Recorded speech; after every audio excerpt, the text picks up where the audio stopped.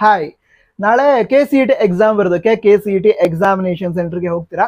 ಅಲ್ಲಿ verification process ಏನಿರುತ್ತೆ, ಅದರಲ್ಲಿ ಈ ವರ್ಷದಿಂದ ಇದೇ ವರ್ಷ ಮೊದಲೇ ಬಾರಿಗೆ ಕೇದವರು ಒಂದು ಹೊಸ ಸ್ಟೆಪ್ ಅಥವಾ ಹೊಸ ಪ್ರೊಸೀಜರ್ ಅನ್ನ ಇಂಟ್ರೊಡ್ಯೂಸ್ ಮಾಡಿದ್ದಾರೆ.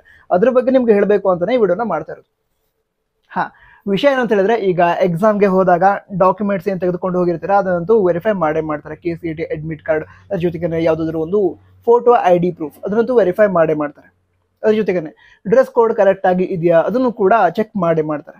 ಅಂದ್ರೆ ಈಗ ಮೆಟಾಲಿಕ್ ಆರ್ನಮೆಂಟ್ಸ್ ಅಥವಾ ಜ್ಯುವೆಲರೀಸ್ ಅಲಾವ್ ಇರೋದಿಲ್ಲ, ಹಾಗೆ ಎಲೆಕ್ಟ್ರಾನಿಕ್ ಡಿವೈಸಸ್ ಅಲಾವ್ ಇರೋದಿಲ್ಲ, ವಾಚಸ್ ಅಲಾವ್ ಇರಲ್ಲ, ಕ್ಯಾಲ್ಕುಲೇಟರ್ ಅಲಾವ್ ಇರಲ್ಲ. ಸೊ ಇವುಗಳನ್ನೆಲ್ಲ ಎಕ್ಸಾಮ್ ಹಾಲ್ ಒಳಗಡೆ ತೆಗೆದುಕೊಂಡು ಹೋಗೋದಕ್ಕೆ ಕೊಡಲ್ಲ. ಅದೇ ರೀತಿ ಹಾಫ್ ಸ್ಲೀವ್ ಇರುವಂತಹ ಡ್ರೆಸ್ಸಸ್ ಅನ್ನ ಧರಿಸಿದಾರೆ ಅದನ್ನ ಚೆಕ್ ಮಾಡ್ತಾರೆ. ಯಾಕಂದ್ರೆ ಹಾಫ್ ಸ್ಲೀವ್ ಅಲಾವ್ ಇದೆ, ಫುಲ್ ಸ್ಲೀವ್ ಅಲಾವ್ ಇಲ್ಲ. ಇದನ್ನಂತೂ ವೆರಿಫೈ ಮಾಡೇ ಮಾಡ್ತಾರೆ. ಇದ್ರ ಜೊತೆಗೇನೆ ನಿಮ್ಮ ಅಡ್ಮಿಟ್ ಕಾರ್ಡ್ ಏನಿದೆ ಅದ್ರ ಮೇಲೆ QR ಕೋಡ್ ಇದೆ, ಹೌದಾ? ಆ QR ಕೋಡ್ ಇಂದ ಅದನ್ನ ಸ್ಕ್ಯಾನ್ ಮಾಡ್ತಾರೆ. ನೀವು ಎಕ್ಸಾಮಿನೇಷನ್ ಸೆಂಟರ್ ಏನಿದೆ ಅದಕ್ಕೆ ಎಂಟರ್ ಆಗೋ ಮೊದಲೇ ಅಲ್ಲಿರುವಂತಹ ಅಧಿಕಾರಿಗಳು ನಿಮ್ಮ ಅಡ್ಮಿಟ್ ಕಾರ್ಡ್ ಏನಿದೆ ಅದ್ರ ಮೇಲೆ ಇರುವಂತಹ QR ಕೋಡ್ ಅನ್ನ ಸ್ಕ್ಯಾನ್ ಮಾಡ್ತಾರೆ, ಮೊಬೈಲ್ ಸ್ಕ್ಯಾನ್ ಮಾಡ್ತಾರೆ. ಸ್ಕ್ಯಾನ್ ಮಾಡಿದಾಗ ನಿಮ್ಮ ಎಲ್ಲ ಡೀಟೇಲ್ಸ್ ಅವರಿಗೆ ಸಿಗುತ್ತೆ. ಅಂದ್ರೆ ನಿಮ್ಮ ಫೋಟೋ, ಹಾಗೆ ನಿಮ್ಮ ಸಿಗ್ನೇಚರ್.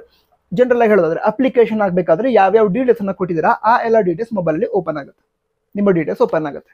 ಅವಾಗ ಏನ್ ಮಾಡ್ತಾರೆ ಅಂತ ಹೇಳಿದ್ರೆ, ಅದೇ ಮೊಬೈಲಲ್ಲಿ ನಿಮ್ಮ ಫೋಟೋವನ್ನ ತೆಗೆದುಕೊಳ್ತಾರೆ, ಒಂದು ಫೋಟೋವನ್ನ ಕ್ಲಿಕ್ ಮಾಡ್ತಾರೆ, ಅದನ್ನ ಅಪ್ಲೋಡ್ ಮಾಡ್ತಾರೆ. ಅದೆಲ್ಲ ಸೇರ್ಕೊಳ್ಳುತ್ತೆ ಅಂತ ಹೇಳಿದ್ರೆ, ಅಪ್ಲಿಕೇಶನ್ ಆಗಬೇಕಾದ್ರೆ ನಿಮ್ಮೆಲ್ಲ ಡೀಟೇಲ್ಸ್ ಏನಿರುತ್ತೆ ಬಾಕಿ ಡೀಟೇಲ್ಸ್ ಅದ್ರ ಜೊತೆಗೇನೆ ಎಕ್ಸಾಮ್ ಟೈಮಲ್ಲಿ ನೀವು ಬರಿಬೇಕಾದ್ರೆ ಹೋಗಿರ್ತಾರಲ್ವ, ಆವಾಗ ಒಂದು ಫೋಟೋವನ್ನ ಕ್ಲಿಕ್ ಮಾಡಿ ಅದನ್ನ ಅಪ್ಲೋಡ್ ಮಾಡಲಾಗುತ್ತೆ. ಅದು ಕೂಡ ನಿಮ್ಮ ಡೀಟೇಲ್ಸ್ ಏನಿದೆ, ಕೌನ್ಸಿಲಿಂಗ್ ರಿಲೇಟೆಡ್ ಡೀಟೇಲ್ಸ್ ಅಥವಾ KCET ರಿಲೇಟೆಡ್ ಡೀಟೇಲ್ಸ್ ಅದರೊಳಗಡೆ ಸೇರ್ಕೊಳ್ಳುತ್ತೆ. ಅದನ್ನ ಮುಂದೆ ಕೌನ್ಸಿಲಿಂಗ್ ಏನು ನಡೆಯುತ್ತೆ ಆ ಟೈಮಲ್ಲಿ ವೆರಿಫಿಕೇಶನ್ ಪ್ರಾಸೆಸ್ ಅಲ್ಲಿ ಯೂಸ್ ಮಾಡ್ತಾರೆ. ಅಂದ್ರೆ ಎಕ್ಸಾಮ್ ಬರೆದಂತಹ ಕ್ಯಾಂಡಿಡೇಟ್ ಈ ಕೌನ್ಸಿಲಿಂಗ್ ಅಲ್ಲಿ ಪಾರ್ಟಿಸಿಪೇಟ್ ಮಾಡ್ತಾ ಇರೋದಾ ಈ ರೀತಿ ಚೆಕ್ ಮಾಡಲಾಗುತ್ತೆ. ಹಾಗೆ ನಿಮಗೆ ಕಾಲೇಜ್ ಅಲಾಟ್ ಆಯ್ತು, ಒಂದು ಟಾಪ್ ಕಾಲೇಜ್ ಅಲಾಟ್ ಆಯ್ತು, ಅವಾಗ ಕಾಲೇಜ್ಗೆ ಅಡ್ಮಿಷನ್ಗೆ ಹೋಗ್ತೀರಾ.